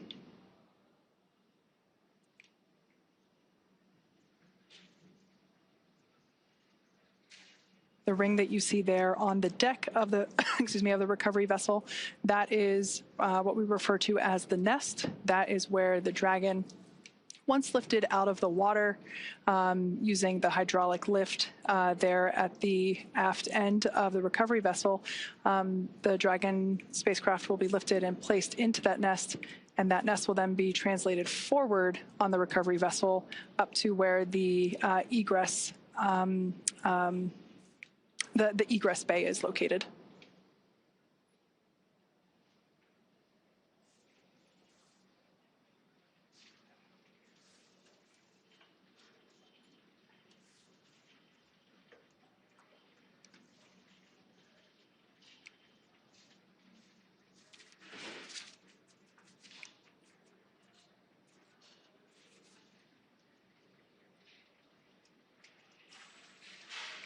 Yeah, so this is a great view there of the recovery team member that is responsible for placing the hoist straps and the rigging required to lift the the Dragon spacecraft out of the water, along with the recovery team members located in the fast boat, helping to provide the necessary light, as this is obviously a nighttime splashdown operation.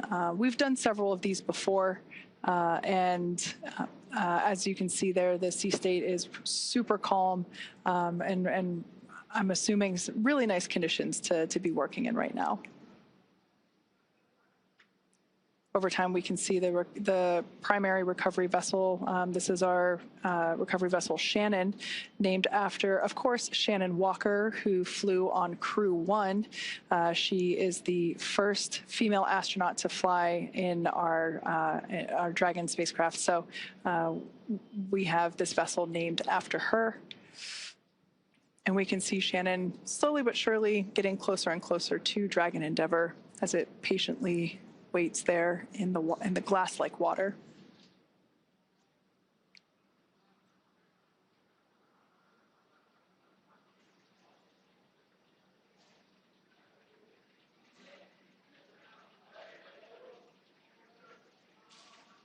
Once all the required straps and rings are in place and the recovery vessel is in its location and everything is attached, we'll actually see that recovery team member jump off from the capsule and into the water.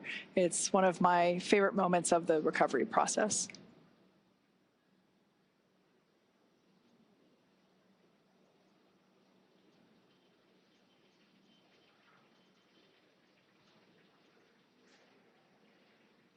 I think we might, yep, there they are. The dolphins are back to play. We now have a better view of them.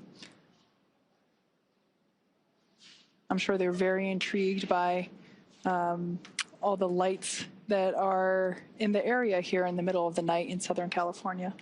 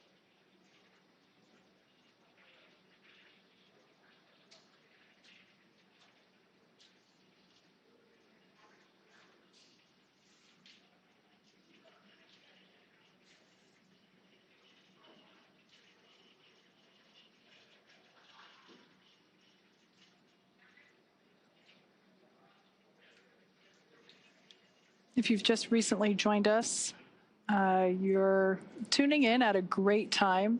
We're in the final phases of the Crew 11 return to Earth. They had an on-time splashdown at 12:41 a.m. Pacific time, 3:41 a.m. Eastern time. And as you can see, recovery operations are proceeding very well. Everything is going according to plan, or as we like to say around here, nominal. And we can see the recovery vessel continues to approach Dragon Endeavour, and the recovery team there on the vessel standing by as we await the hoist of the Dragon spacecraft onto the aft end of the vessel.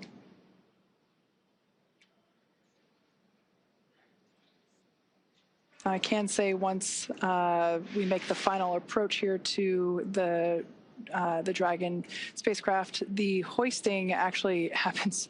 It always takes me by surprise just how fast it is, because you can't really see the full size of the hydraulic lift or hoist there at the aft end of the recovery vessel, but it's pretty big and pretty strong. So we're able to lift the spacecraft out of the water. We can see there that the lines, the guidelines are attached, and they're going to line everything up here for the final approach and ultimately the lift into the nest there located at the back of the vessel.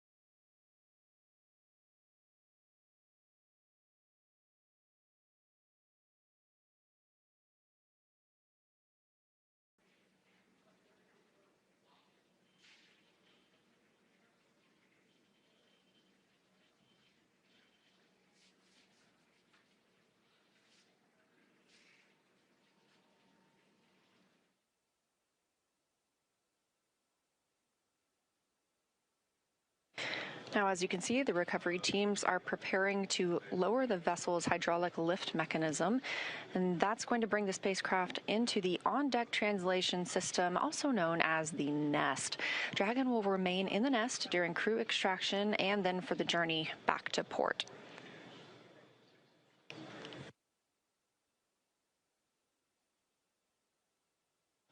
Again, all of this coming right after splashdown at 2:41 a.m. Central Time, right on time, and a really expedient recovery, partially thanks to the calm sea states and great weather that is out in the San Diego area right now, but also due to the swift and very well skilled and practiced efforts of the NASA and SpaceX recovery teams.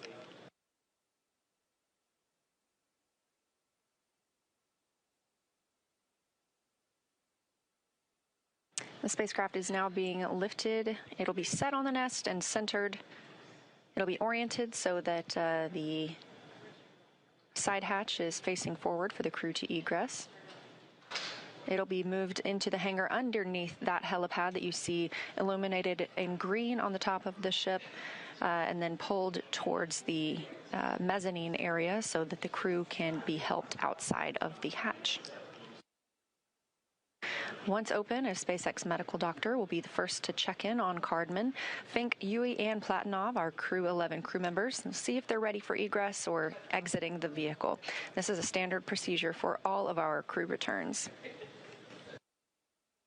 This view coming from the recovery vessel, as you see Dragon, and at the very bottom, that is the nest in which we were discussing, and that's where Dragon will remain now and all the way back to port.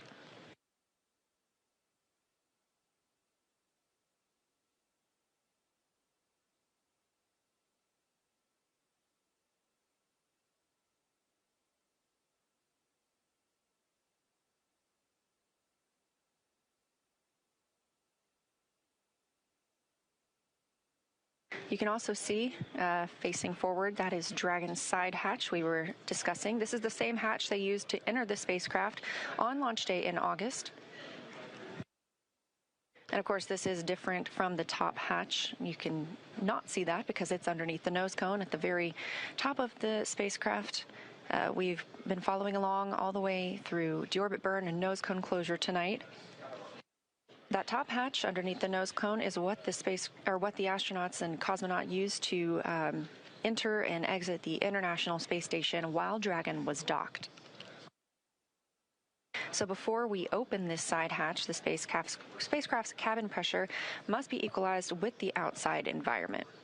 And of course, once that hatch is open, this will be the crew's first breath of fresh air back on Earth since boarding their spacecraft at the start of their journeys back in August.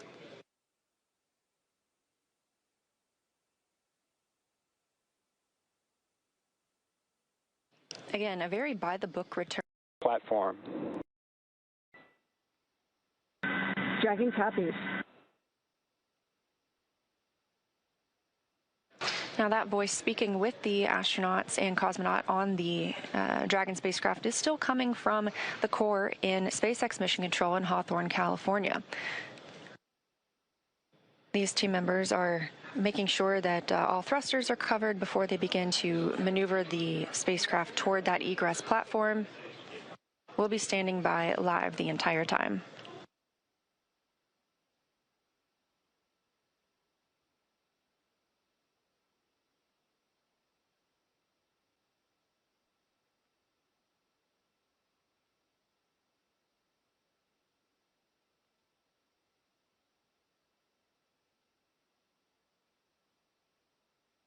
This is the 6th flight of this spacecraft. In all, Endeavour has flown 9 NASA astronauts, 3 visitors to the International Space Station, 2 Roscosmos cosmonauts, 1 retired NASA astronaut, 1 ESA astronaut, and an Emirati astronaut from the UAE to and from the International Space Station.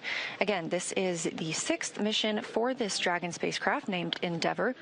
First launching on May 30th, 2020 to the International Space Station. And if you remember that date, that was the historic Demo 2 mission for the Commercial Crew Program, carrying NASA astronauts Bob Behnken and Doug Hurley.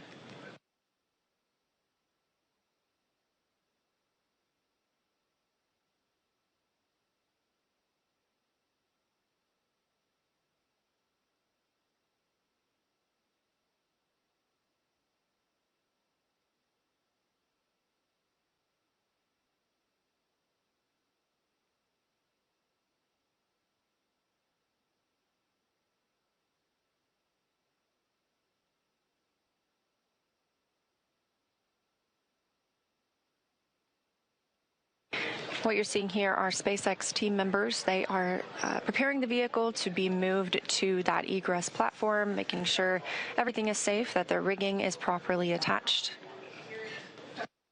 This is really the final ride on Dragon for these Crew 11 crew members. One short trip to this egress platform, and then they'll begin being assisted out of the spacecraft. Completely normal procedures for all of our returns.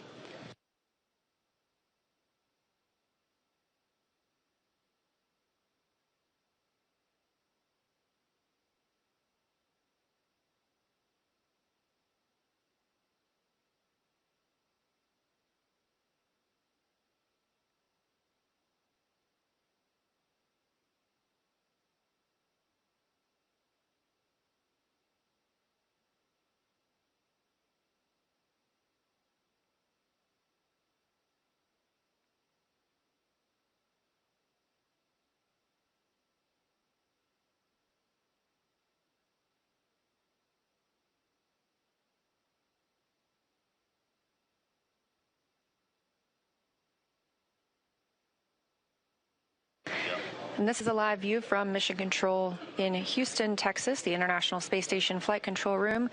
We have some additional visitors beyond the usual flight controllers and flight directors that staff this room 24/7. In the center of your screen, you'll see NASA Administrator Jared Isaacman speaking with team members, specifically right now the Spartan flight controller. Isaacman is, of course, an accomplished astronaut himself, having flown on 2 missions aboard Dragon, so he is familiar with these procedures and what the crew might be experiencing right now.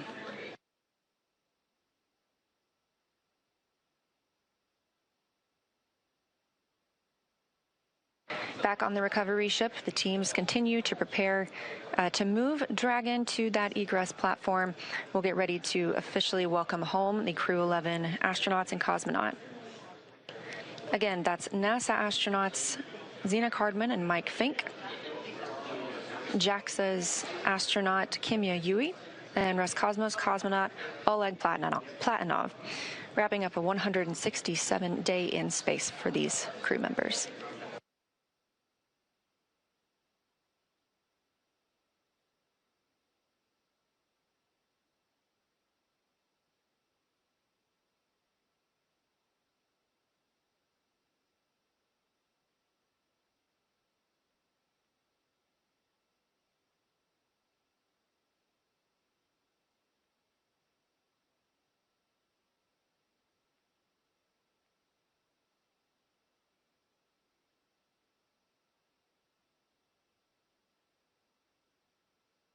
Again, if you're just joining us, thanks for tuning in. This is the live mission coverage of NASA's SpaceX Crew 11 mission returning from the International Space Station back to Earth.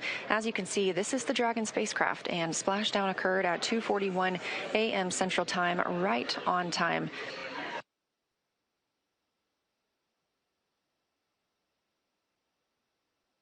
This crew undocked at 4:20 p.m. Central Time, so it was about a 9.5-hour ride from space back to Earth. They wrapped up 165 days aboard the International Space Station, 167 days in total for this mission. And we are seeing motion for Dragon. They are pulling it to the egress platform. It's a short distance, and this view coming from that platform itself. This will align it properly with the side hatch, where we will see the astronauts egress or exit the capsule. They will be assisted after being checked on by a medical doctor, and this is standard procedure for all of our returning crews.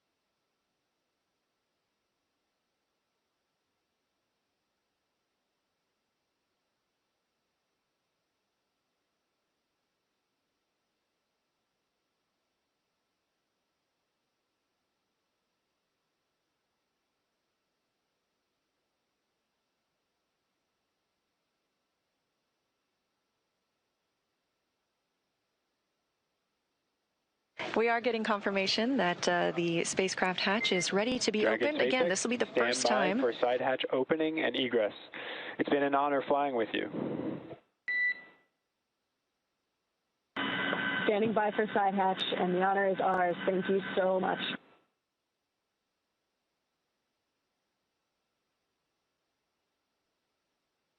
Good words from the Corps in SpaceX Mission Control to the crew. Again, with this side hatch open, this is the first breath of fresh air that this crew has gotten in 167 days since their launch back in August.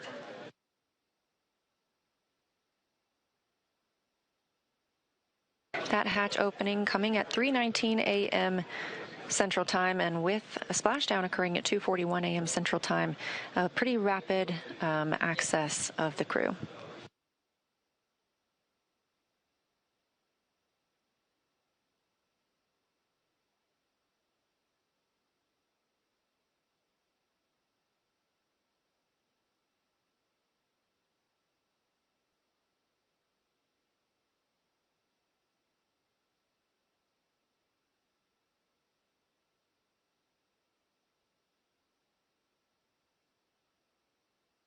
As previously discussed, the first team member to check on the crew is a SpaceX medical doctor, just giving them a once-over, making sure everyone's feeling all right and ready to exit the spacecraft. This is something we do with all crew members who return.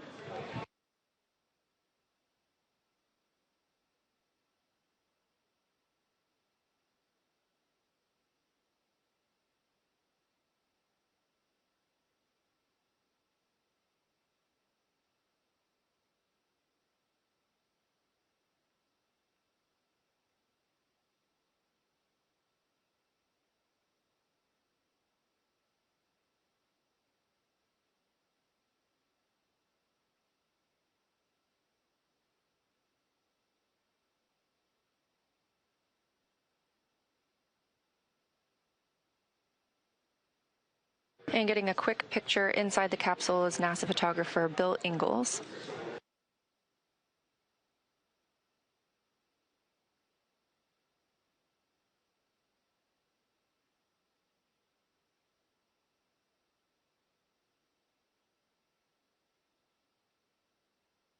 Hey, there's your live view inside Dragon Crew 11 back on Earth after 167 days in space.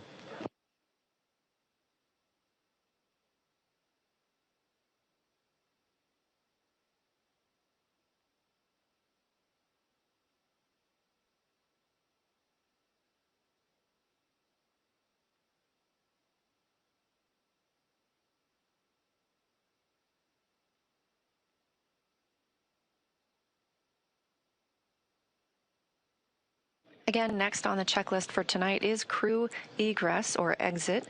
Team members will be assisting them as they are helped out of the spacecraft.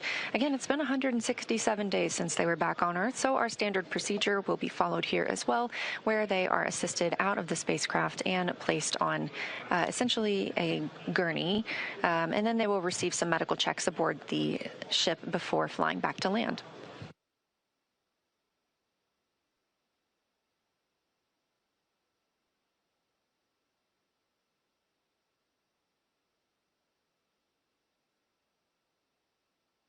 Team members inside the spacecraft from SpaceX's recovery team are helping remove some of those extra items that are in the spacecraft. You just saw the footrests being handed off. This will just make it easier for us to bring the crew out of the spacecraft.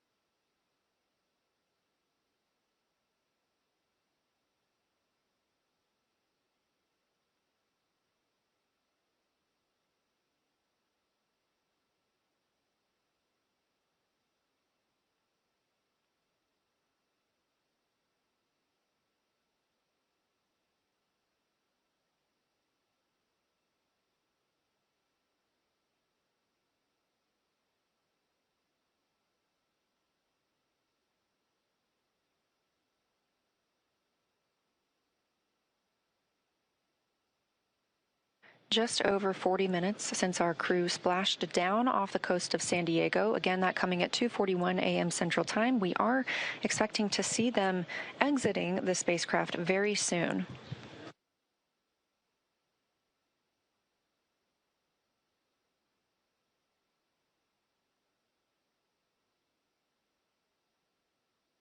That's the chair the crew members will be helped into and moved back for their initial medical checks. Again, standard procedure for any returns on Dragon, as well as any of our crew members returning. If you've ever watched a crew return on a Soyuz spacecraft, we have a similar process where astronauts are carried from the capsule to waiting chairs and then carried again to a nearby medical tent.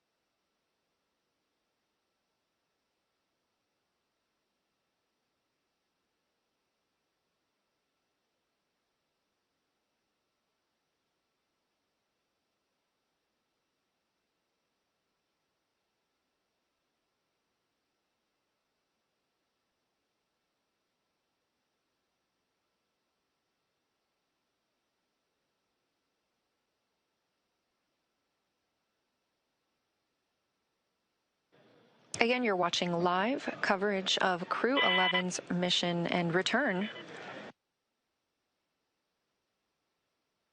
from the International Space Station, having undocked at 4:20 p.m. Central Time on January 14th, just yesterday, and splashing down at 2:41 a.m. Central Time today, January 15th. We are now just awaiting the crew to be helped out of the spacecraft.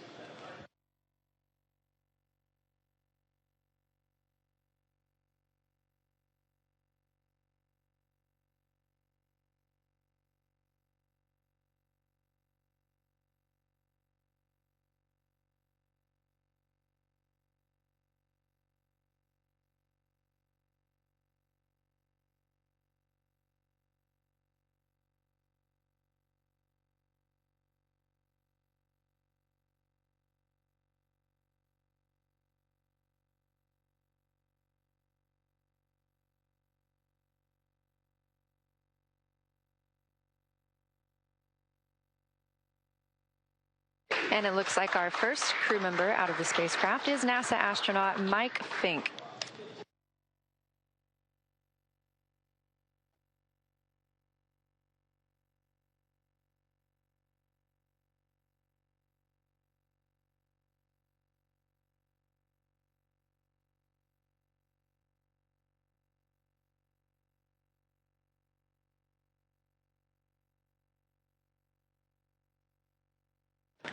Yes, that's the pilot of the Crew 11 mission aboard Dragon. Fink now being taken to those standard medical checks.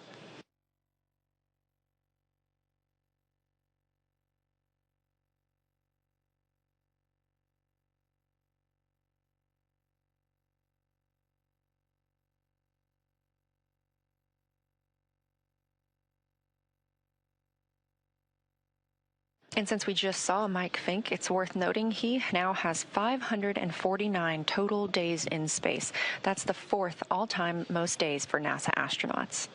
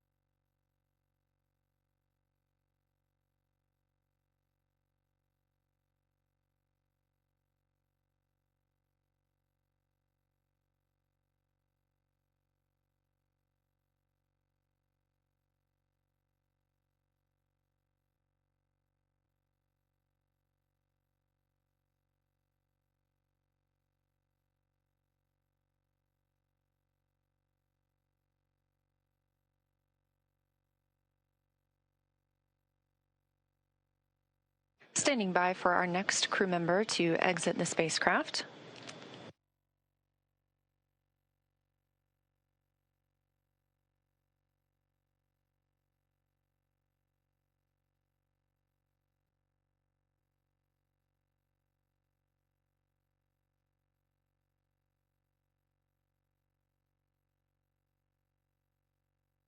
That's NASA astronaut Zena Cardman, wrapping up her first mission to space, commander of the Crew 11 spacecraft.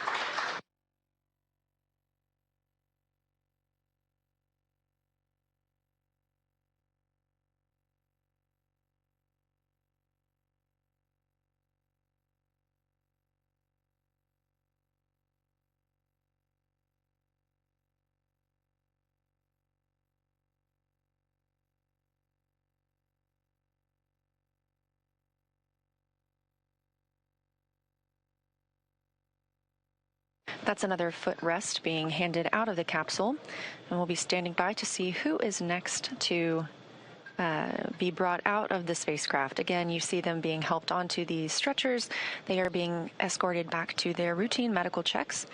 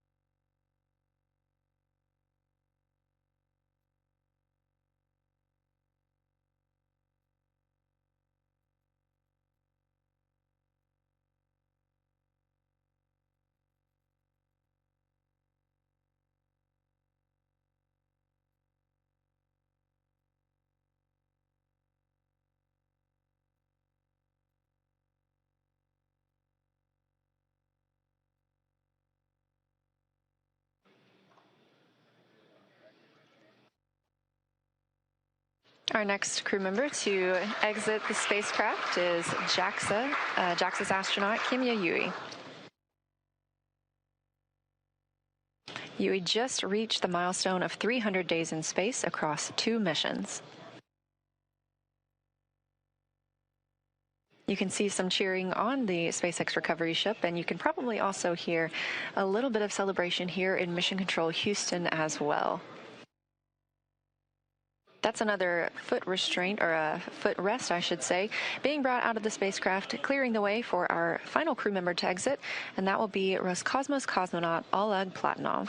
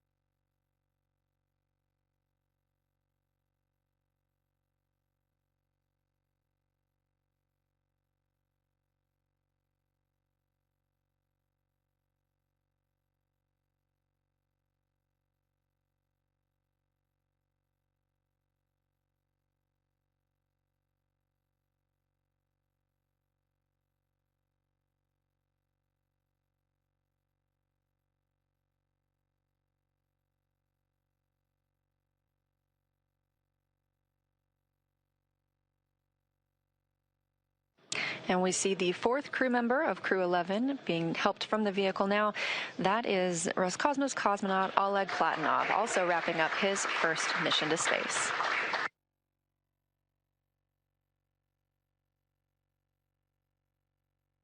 Now that NASA astronauts Zena Cardman and Mike Fink, Kim Yayui of JAXA, and Roscosmos cosmonaut Oleg Platonov are safely back home on Earth and getting checked out by the medical teams, we're going to wrap up our live coverage of their return. This crew's journey concludes following a launch on August 1st, 2025, aboard a Falcon 9 rocket to the International Space Station. It was the fourth flight for Fink, who now has 549 days in space, the second for Yui with 309 days in space, and the first flight for Cardman and Platonov, who now have 167 days in space. With their mission coming to an end, the crew began packing up their research and personal items for the return to Earth last week. The Soyuz MS-28 crew, including NASA astronaut Chris Williams and Roscosmos cosmonauts Sergei Kutsverchkov and Sergei Mikheyev, remain aboard the space station and will continue their mission through this summer.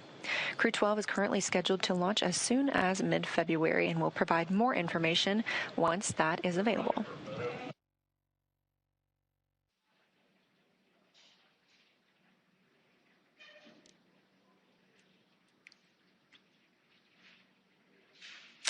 Great news for Crew 11. They are home. The journey back began yesterday, about 13 hours ago, when they closed the hatch to Dragon and undocked from the International Space Station at 12:29 p.m. Pacific, 3:29 p.m. Eastern. Now, during this time, the spacecraft performed a number of maneuvers in preparation for re-entry to the Earth's atmosphere, with final splashdown occurring off the coast of San Diego, California, on time at 12:41 a.m. Pacific, 3:41 a.m. Eastern. And just a little less than an hour following splashdown, we saw Zena, Mike, Oleg, and Kimia make their way out of Dragon and into the recovery ship's medical facilities, safe and sound. We just had some great words here in Mission Control from NASA Administrator Jared Isaacman, and we are still monitoring the crew as they continue their journey back to home. So after the checkouts on the ship, the crew will be flown to a local hospital for continued monitoring and checkouts using additional medical equipment not available aboard the space station. As NASA's Chief Health and Medical Officer J.D. Polk discussed last week, the crew member is stable and we were able to monitor their condition in orbit, but we want to take advantage of resources on Earth to provide the best care possible. NASA maintains relationships with local hospitals to ensure readiness for any post-landing needs, and for this return, we are utilizing that option as part of our normal preparedness process. Afterwards, the crew members will take a NASA plane for the short flight back to Houston. They'll then be reunited with families to bring an end to this mission. Thank you, as always, for joining us for the coverage of Splashdown for Crew 11. Excuse me. Remember to follow SpaceX on X and NASA Online on social media for updates. Pardon me. Here we go. For updates for the very latest on crew and cargo flights to and from the International Space Station. That's it for us here at SpaceX Hawthorne. Go Dragon and go Crew 11. And we'll continue to share the progress of the crew on social media as they travel back home. We also have a post-splashdown news conference coming up at 2:45 a.m. Pacific time, 5:45 a.m. Eastern time, where leadership will share the latest updates as we conclude this mission. From all of us at NASA and SpaceX, it's been an honor. Thanks for joining, and welcome home, Crew 11.